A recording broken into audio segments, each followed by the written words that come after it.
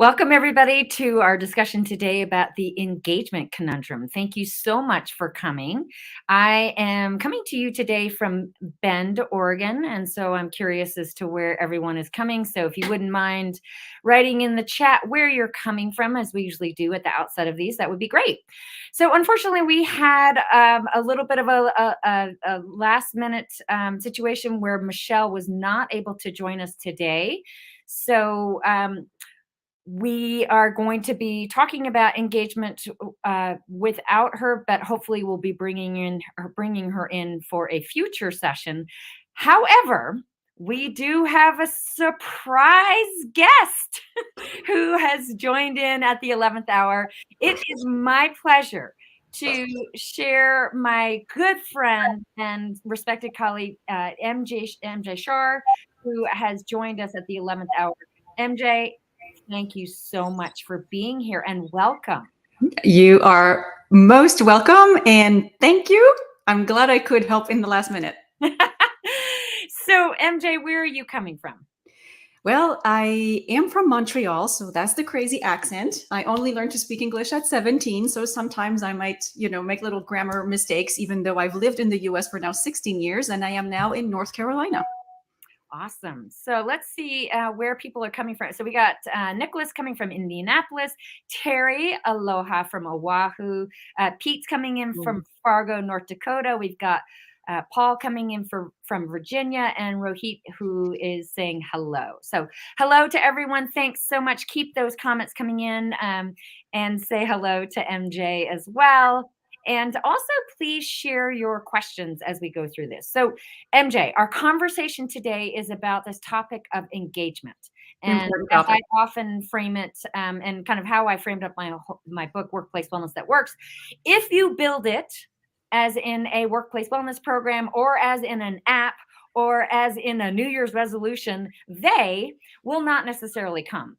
So whether it's getting ourselves to engage with these New Year's resolutions that we set for ourselves, or these fitness goals that we set for ourselves, or these well-being goals that we set for ourselves, or if we're trying to get other people to engage with their well-being, we know that there's a giant gap between what we say to ourselves or what others might be saying to themselves and what we actually do. So break that down for us, MJ, your thoughts on engagement. Well, I think that, first of all, we often dream big and we're encouraged to dream big in this society, which is a good thing. But we forget to, like you just said, break it down into manageable, digestible steps. So we're hoping to go from 0 to 100 all at once. And unfortunately, that's not how it works. Our body is used to certain routines, our brain is used to certain routines. And so changing it all overnight just doesn't happen that way. So that's one thing.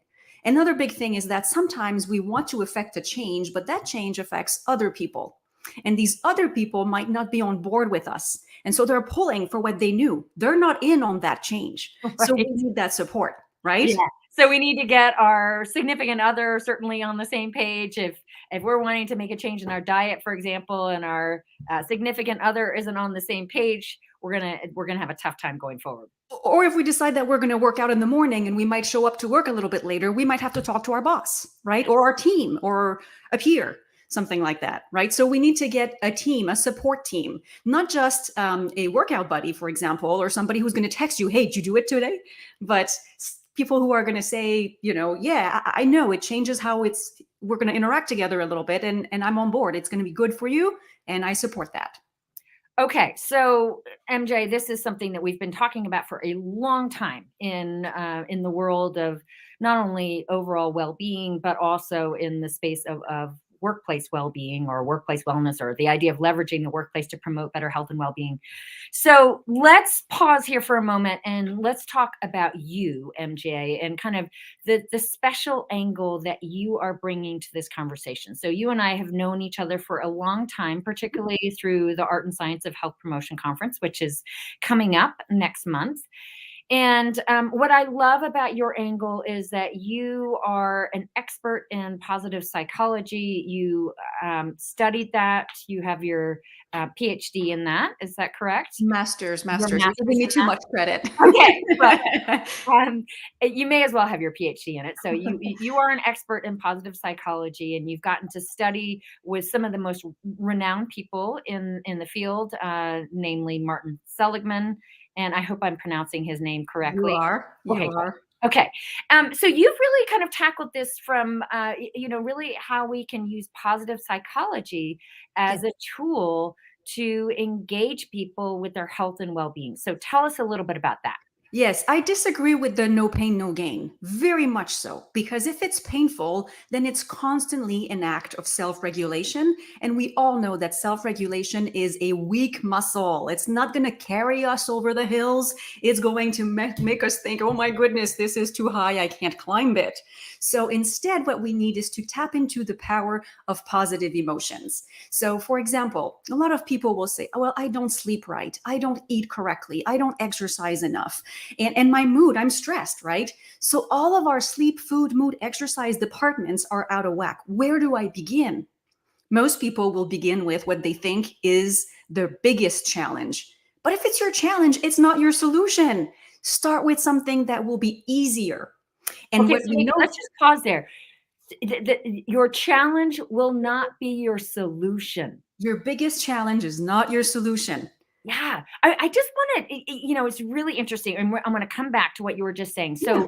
Um, so I know we've got, I think Jessica is here from Vermont, and so a story that I heard once was, Vermont, it's cold, and so you get icy roads, and so what there was this one particular strip where highway in Vermont where a lot of people kept like hitting ice and hitting telephone poles. And so the highway police were trying to figure out, like, there's all this space between the poles. Why do people keep hitting the poles? So here's the interesting thing. You hit ice, and then what happens is that people start telling themselves, don't hit the pole, don't hit the pole, don't hit the pole. And then the pole inadvertently becomes the target. It's a magnet. Right. So just like you're saying here, that don't equate your challenge with the solution, because if you're so focused on the challenge, or perhaps what you're trying to avoid, like the minute you say, I'm going to stop eating sugar, then Yeah, that's all we can think about, right? exactly. Don't think of a pink elephant. Do not think of a pink elephant. Did you just see one? Right? So that's all you think about. And you've probably proven to yourself dozen times over that this is hard for you. So your whole mentality is already telling you, hey man, I don't know if you can do it. But what we know from research, and I believe this is from Barbara Fredrickson, who is at UNC, is that when a change elicits positive emotions, it feels good, it's fun, you like it, you are 4.5 times more likely to stick with it at the 15-month mark. Not 15 days, 15 months, people. So I love that. And by the way, we've got North Carolina is coming through strong today. Do we have anybody else from North Carolina? So you're in North Carolina. I grew up in North yes, Carolina. We are citing Barbara Fredrickson, who is with the University of North Carolina. yeah. So North Carolina is looming large today. So I just want to Good. celebrate North Carolina for all that North Carolina does. Um, Despite the gray day. yeah, okay. So, but yeah, really interesting how her research shows that positivity and positive emotions, and she talks about this in terms of both positivity and positivity resonance, which is positivity in the context of others. And I know you know a lot more about that than I do, but that it literally lights the pathway Yes. for making change. Yes. Because now what happens is, let's say we were saying, sleep, food, mood, exercise, everything is difficult. Start with the easiest. Start with the smallest change you can make that will have an impact. And anything you change in any of those 4 categories is going to have an impact. So let's say you decide it's going to be mood. Let's say you decide it's going to be sleep. Well, now you're starting to make a change that is easier for you. So you're proving to yourself that you are capable of So you're change. building the wins. Yes, you are building from your victories. I love that. And then not only can you tap yourself on the back, but as well, the important thing is that now your body's chemistry is starting to change. If you sleep more, if you improve your mood, your body's going to build more serotonin. And guess what? More serotonin equals less cortisol. Cortisol is responsible for food cravings. Okay. So suddenly you're not craving as much of the bad food. Serotonin is also helping you with your self-regulation. So, ooh, going to the gym tonight, maybe yes, after all, right? And also you have more energy. You're more positive. You sleep more. You have more energy. You're more likely to follow through with the rest of your good intentions. So you kind of set up a positive reinforcing cycle here. So I want to Exactly. pause here. Dr. Z, Miriam, nice to see you. Thanks for joining us, Miriam. She has a question here. What happens with medical conditions, example, diabetic patients that need to actually exercise and do a diet, which could be a real change? How do you engage them? So, okay, MJ, you are on the spot here. And Dr. Z here is a physician. She and I just chatted the other day. And so, what would you advise to not only Dr. Z, but to any physician, as well as to any practitioner who is working with others, helping them to engage with whether it's diet and exercise or any other aspect of well being? Yes, any recommendation is only as good as what the patient will do, right? If they don't do it, it's no good. So I would go with motivational interviewing. So you ask that patient, what are you interested in doing? What do you feel capable of in this moment? What change seems realistic and approachable? And you build from that victory. You start where the patient feels empowered. So really helping them to feel empowered. And the way to help them feel empowered is again by breaking it down, having some small victories. But also tell us more, MJ. Let's dig in a little bit more, and we're going to get to this question from Lisa in just a moment. Thank you so much for posting that, Alana. But tell us a little bit more about like in addition to breaking it down, so you get more wins. How might a physician actually help that patient to generate some positivity, some positive emotions?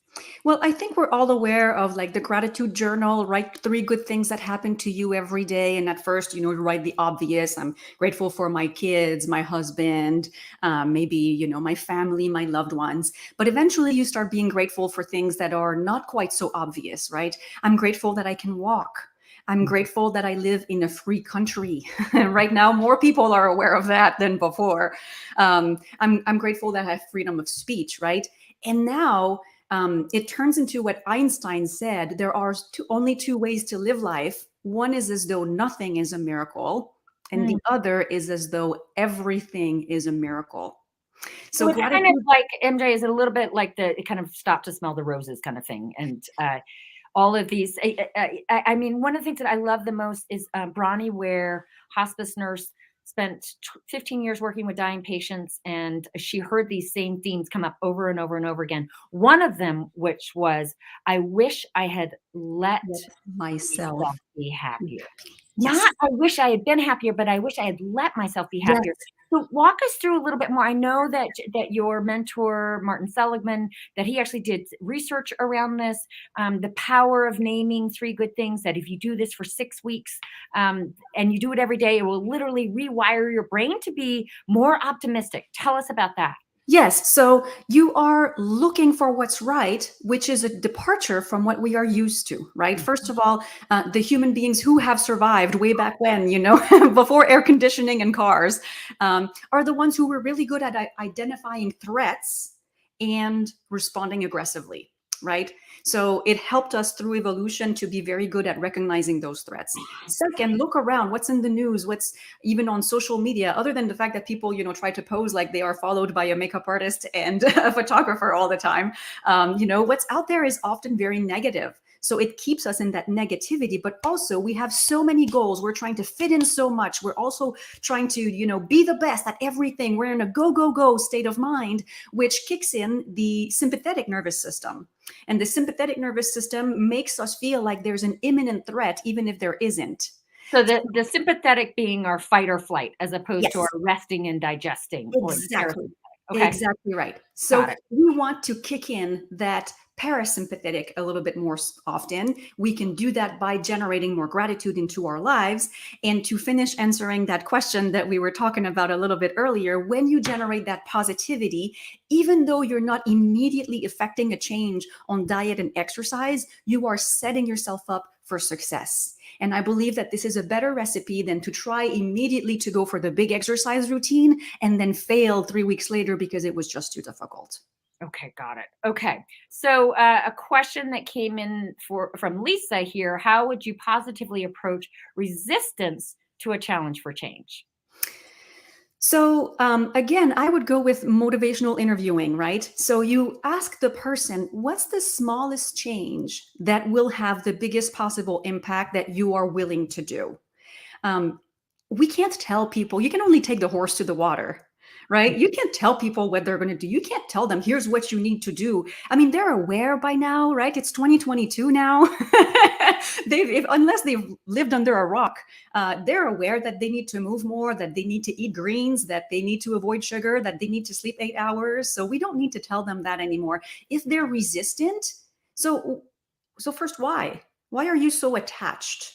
What is it that you are gaining from keeping things the way they are?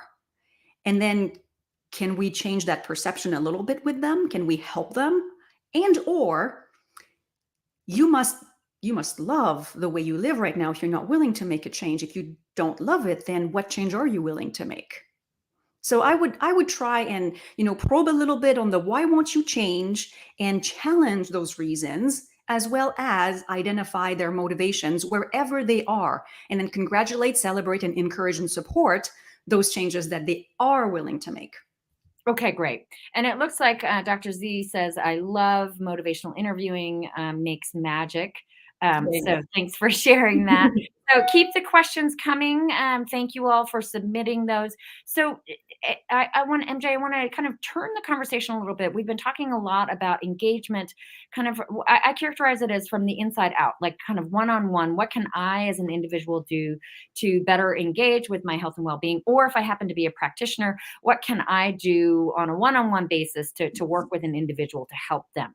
Let's tackle this a little bit more from the outside in, because I know you've heard me talk about this. I'm a strong believer that we are perhaps more creatures of culture than we are creatures of habit. I That agree. is, culture is a powerful mechanism. Yes. Whether it's culture on a team level, on an organizational level, on a community level, on a national level, that really shapes our behaviors in ways that we might not imagine. So let's talk a little bit about. Why don't we think about this in terms of the organization? What are some things that organizations can be doing in order to better engage their workforce in well-being? Yes, I'm glad you asked. And let's talk about managers. Do you like to talk about managers, Laura? So the number one reason people are not engaged at work is, anybody can guess? Because I would say because of their manager. yes, exactly right. Because they feel like they're a commodity. They don't feel important. They don't feel valued. They don't feel like what they do makes a difference that is recognized by others. So if we want to get people to engage, and it's funny, people, way back when we started in this field, right? People were saying, just, build that exercise program and open up the gym and people will show up and we will solve all of our issues. Well, no. Like you were saying, right? They might not go if they don't feel like they have permission to go. And they won't feel like they have permission to go if they feel like every minute of their day has to be devoted to proving themselves. That's Right? exactly right. And just to bring a little research into this, longstanding Gallup research shows that the Yeah. manager alone likely accounts for up to 70% of the variance of their team members' engagement, both with their work as well as their well-being. And so while well-being may not be part of the job description, the extent to which team members are actually engaging with their well-being has everything to do with the manager. So managers are either inadvertently acting as gatekeepers, getting in the way of team members' engagement with their well-being, or they are acting as multipliers. Really quickly, I just want to add in here. It looks like that we had. We've got another question coming in here. There it looks like before that though there was a book that was recommended, so we can show that in just a moment. Yes, this is a great book about managing stress, why zebras don't get ulcers, the acclaimed guide to stress. Have you read that, and what are your thoughts? I have not read that, but I should get it. When I was 20 years old, a doctor told me, hey, young lady, if you don't learn to cool down a little bit, by the time you're 40, you'll have ulcers in your stomach. So I should definitely read that one. All right, and let's bring up that other question. How much mental health situations affect engagement, such as Oh, depression and burnout? yes. How would you change your approach? Yes, I mean, definitely, right? When you're depressed, you don't feel like you can do anything. You feel like everything is too much, everything is a burden. Suddenly you have to, put together a birthday party for your kid, and you're like, oh my goodness, right? Instead of being excited about having to do that. So definitely depression and burnout do affect engagement a lot. Now, if there's a lot of that in an organization, it can and often is about how much you work, the number of hours you put in, but it also can and often is about how you feel about those hours. So say that was so it's not just how much you're working, but it's your relationship with how much you're working.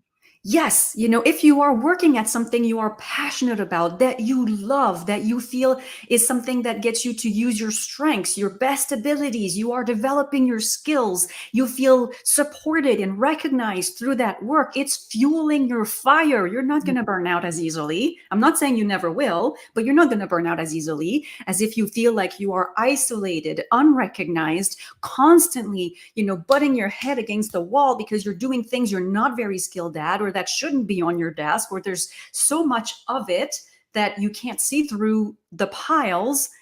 Yeah, and building on that, MJ. I mean, what again? Getting back to Gallup, there research shows that there's lots of stuff, discussions, obviously, about burnout right now, Yeah, and I get so many requests, as I'm sure you get even more requests from organizations around. Gosh, our people are stressed out, they're burned out. yeah, Give them some tips on how to be more resilient. But just as you're alluding to, often burnout has less to do with the individual and their capacity to be resilient, and more about the organization itself. So, top drivers of burnout in the work for employee burnout, according to Gallup's research, are things like work overload, something that you're talking about right now. right, So, no yoga class can stand up to work overload, exactly, or exactly, toxicity tolerated, or right. lack of transparency. These big structural organizational issues are the ones that often are at the root of burnout. And how often are companies looking to people like us to provide some band-aid solutions, but they're not willing to do the work? To So look in tell the us mirror. yeah, tell us a little bit. First of all, have you encountered that in the work that you do? I'm sure that you do a lot. And what do you do when you're brought in by an organization and they're asking you to, you know, give people tips on resilience, but there's a bigger issue at hand? How do you respond to that? Well, first, with my training in positive psychology, I don't like to dwell on what we can't do. I rather look at what we can do. And sure, people are burnt out in a way that, going for a walk around the block is not going to solve. But if we do make room for that walk around the block, right? And here's how we can build on things, right? Well, maybe people go for a walk around the block together. Mhm. Maybe they start to bond. Maybe they feel understood. Maybe now they're realizing, oh, there's a few of us who feel the same way. Maybe that's an issue we can raise and approach. Not in the let's band together against the boss, but Mhm. in the hey, I'm not alone. And maybe as a team we can come up with better solutions. And Here's if an there's ever a time, now I think is such an important time for us to be feeling like we're not in it alone. And so, how yes. might we, kind of given the circumstances that we're in, whether it's where we're working, or the world that we're in, what can we do? And the more we can do it together, the better. There is no me without you, if you will. And it will never be more comfortable to do it than now. Oh, interesting. So tell us more about that. Well, because of the context, we're all just out of a pandemic, Mhm. and everybody knows that everybody has been stretched. Everybody's resources have been used in so many different ways, and everybody's chance to recharge has been so much fewer than before. So it is understandable that we are burnt out. It is understandable that we are struggling. It's not shameful to admit it right now, because if you say it to somebody, I mean, 90% of the time you're going to hear, yeah, me too. Yeah, Right. yeah. So it makes for a very good time to um, consider change. And so often change comes out of vulnerability. So Yes. it's kind of a time of shared vulnerability. And so how might we Yes. leverage that to engage in a more positive way? So MJ, first of all, I want to thank you so much for stepping in. You are a rock star, a movie star, amazing. Thank you. Love getting your expertise, and you will be speaking at the upcoming Art and Science of Health Promotion Conference, and I encourage everybody to come into your session if they are attending. But tell They us, can do it online too if they don't want to come all the way to San Diego. It will be live streamed. oh, thank you for reminding us of that. So, yes, that will be live streamed. So, tell us how people can stay in touch with you. Yes, my website is under redesign.